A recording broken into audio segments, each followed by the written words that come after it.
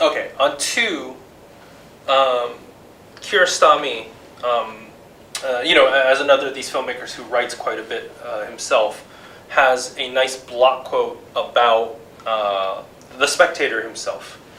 He writes, "In the darkened theater, we give everyone the chance to dream and to express his dream freely. Art succeeds in changing things and proposing new ideas. It can only do so via the free creativity of the people we are addressing, each individual member of the audience." And I do think that there's something to be said there. I don't know, like just rhetorically, I don't know Kiarostami. He could be full of shit. But the way that this is written, it sounds more than just kind of PR fluff. And partially I think, that's just because I like his films too. So this suits me in terms of the way that I think the films also interpolate and think of the audience. But it's one thing to say, we're inclusive, we believe in diversity, and then turn around and very clearly think that these people are important and these people are not important. But to actually kind of approach the individuality of everyone as truly something that's, relational and not, hierarchical.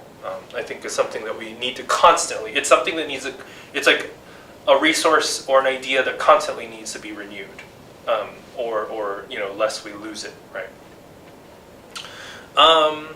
So in actually interpreting the ending, I think Price, for the most part, is a really great model of how to actually write about film, because he's also similarly, I think in a related spirit, trying to do a similar thing in the sense that he's not insisting or authoritatively like saying this is the reading and this is the only way to read it. But if you notice the language that he uses, like he says suggests a lot, right? So he's saying the suggestion of this part of the film is X, Y, or Z. He's not saying this is X, Y, or Z, right?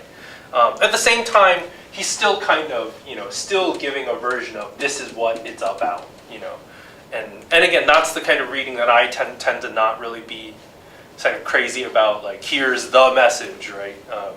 So he's kind of doing that, but not entirely doing that, right? In fact, in some sense, like, he's refusing to do that, to say that this is what it's about, right? He doesn't necessarily actually give, like, this is what it's about. But that's the catch, right? To not say that this is what it's about, and that the film is talking about, how we talk about this is what it's about. That's also its own version of this is what it's about. I'm not trying to be like too cute by half, not trying to be clever. I am trying to illustrate how these things can be circular, and unending, and even maddening, right? Relatedly, just like my favorite version of that is that, like, you kind of question yourself constantly. It's like, am I full of shit? Maybe I'm not full of shit. But maybe my acknowledging I'm not full of shit is actually my being full of shit, and it just kind of never ends. And I think there's a similar thing going on here.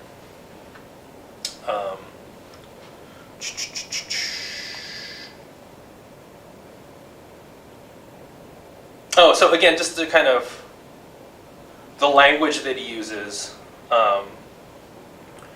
it's just to be clear. He's talking about he's talking about in like hypotheticals. It's speculative. It's hypothetical, and it's not necessarily factual. He's not saying that every spectator is going to have this experience. He's saying it's imaginable, even possible, that this is one of the strong readings that a spectator could have, right? And that's how it has to be rhetoric and prose. Like, you can't say that the viewer will watch this film and feel happy, because some will say, I wasn't happy, But to kind of propose or suggest that a viewer could is different, right? So just being careful on the level of writing, right? On 5, He talks about, again, the kind of, really fascinating dimension of the actual ending of Taste of Cherry.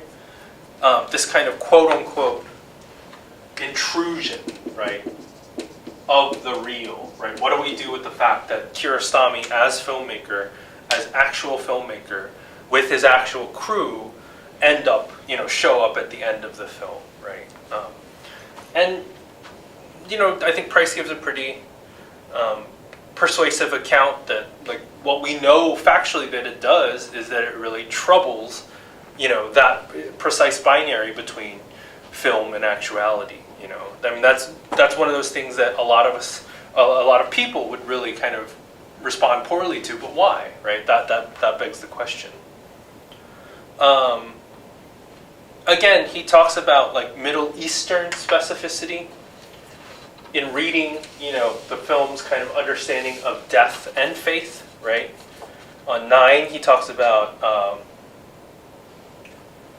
Zoroastrianism and Islam, as opposed to, Western ideas of death. And again, just something to be careful about when you're talking about East versus West. It has to be in these sort of scare quotes. It can't be given as if this is a factual ontological distinction that's observable and real. That is the Orientalist dimension, right? Putting it in quotes kind of highlights the sort of produced, manufactured, historical dimension that there is an East and there is a West only because we think so and we practice it so, right? That it's not something like air or water, right? It's not elemental, it's historical, right? Same way we talk about like social constructs. I don't like that phrase, it's too played out, but just to kind of demonstrate, similarly, you never hear people talk about, well, East and West is just social constructs. That's basically what Orientalism is about, a much more kind of like simplified version. And then finally, on 11, in terms of cinematic specificity, Price notes, like an Islamic martyr in the form and body of the film, he does not technically die, and his existence transforms from a physical embodiment to some sort of image intended for interpretation. So Price is trying to make a kind of historical cultural argument in terms of Middle Eastern sort of history in relation to cinema specificity. And so there's this movement of a kind of like, taking something that we sort of, in this terrible way, think of, like in the sort of legacy of colonialism, again, in Orientalism, where this sort of region that we treat as, uncivilized and have historically treated that way and continue to treat that way. Price is sort of making that movement. It's like, no, there's actually something in that culture that dovetails so beautifully into, a cinema that helps us understand specifically, in a better way than we generally do, what's going on there, right? Okay, so that's it for Iranian cinema and Kiarostami. Again, you guys have been doing great, really fantastic on the discussion board. Let's keep that going. One more week left, and we're going to Korean cinema. And let me know if you guys have any questions. I will talk to you soon.